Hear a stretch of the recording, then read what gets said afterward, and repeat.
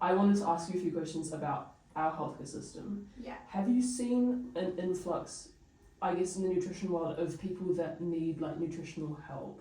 That makes sense. Yeah. But So that many they're people misinformed. Yeah, it's misinformed, but like most of them have a form of disordered eating. It's interesting because I guess most people that come into my room don't eat 3 meals a day. They don't eat enough calories. They might just eat 1 meal a day. Some eat 2 meals a day, and that second meal is just picking at something. I think it's important that we have 3 good meals a day. Yeah. I think it's important that we do have a breakfast, that we do have a lunch, and we do have a dinner. And Okay. every person's so different though, because you'll get someone that's actively working out 5, maybe 6 times a week. Yeah. You've got an athlete that probably needs 2,500 to 3,000 calories a day. Yeah. What I do know is that most people that come into my room aren't eating their maintenance calories, which is what they should be eating for their size and their age and possibly their output. How many ultra processed foods, like anything that's up in packet basically, have you seen emerge in the last like 10, 15 years?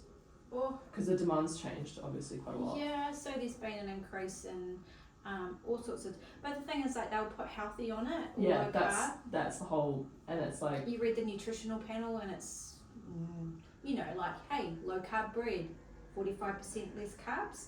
You look on the back, it's the same amount of sugar in it as a normal loaf of bread. I was going to say, if our health star rating system is compensatory, does it still hold value? And that being said, a company that's making cereals, say Kellogg's, will have 4 or 5 stars on their cereal because they've added 20 grams of fibre in it when their sugar rating has stayed the same, because the system's based off of not necessarily 1 or 2, but like the balance. But it's like if you're eating a balance of very high in everything, surely that's like, does it still hold value? Do you think it's still? Yeah, what I think is people don't measure their quantities. Okay. Cereal box says 50 grams of this particular cereal. 50 grams is good because it's going to be per serving, right? Most people will get the box and fill a whole bowl up. That's what You're probably having more than the serving, so therefore you're getting more calories, more of everything. Do you know what I mean? So it's a hard one because you could, if everyone ate per serving, they'd probably be okay. Yeah. But no one is. So if you were gonna like Nutrigrain 50 grams, right? Yeah. What's in it? That's not gonna fill me. It's hardly anything. I would rather go 180 grams of Greek yogurt, 60 grams of frozen berries, chuck in some protein powder and some peanut butter with it, and it's fun. Yeah. It's a full meal.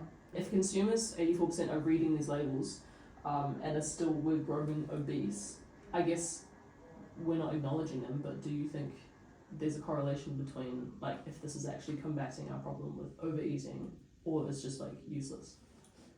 I don't think anyone gives a rat's about 4 stars, to be honest. Yeah. Do you know? Like, I just think it's branding.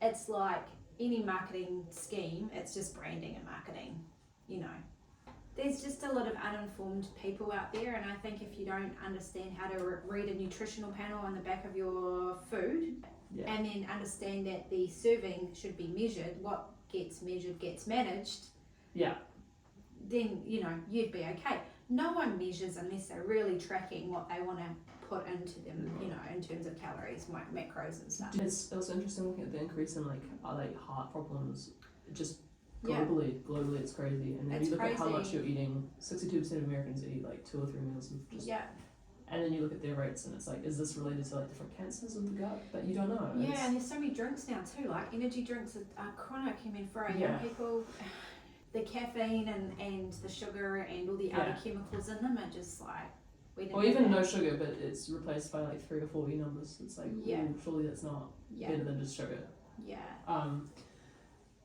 The system is voluntary, but not all companies use it. I think only 30 or 20% of the products actually display it.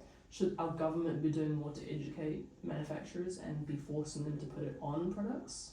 It's been in the media a little bit recently. I guess, I think it's more about education, and if it's the government, then education needs to come into, I reckon, school with kids. Like, if there was a health coach in schools with kids, because I know once you hit secondary, I've got kids coming in at a 1 meal a day maybe, or don't eat all day and have dinner, and it's massive. So you play rugby, your first 15, you should have a really massive idea on how much to eat, you know, or you play netball, hockey, how much calories should you be eating? So there's none of that at school, right? I think if there was a better promotional, educational piece in schools for people to understand at an early age, rather than trying to work it out, because there's still so much narrative for girls. It's changing, but girls are always currently living in the deficit life.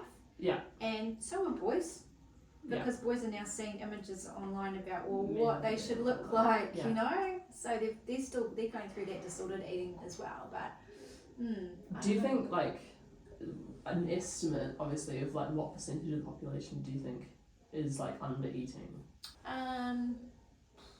A lot of people are under eating, and they're overweight at the same time. They come in, I only eat 1 meal a day, why can't I lose this weight? I'm like, oh, your body's surviving, it's not thriving. Your metabolism is not working, it's not tuning over. Yeah. You've lost your hunger cues, doesn't know what to do, so now it's struggling, you know? Yeah. So you start to eat, get your hunger cues back, your body starts to work better, and your body knows it needs to burn. Yeah. But at the moment, for 1 meal a day, and it's probably a binge, and then there's snacking. Yeah. It's just not thriving, just barely surviving. Yeah, and that's why they get big.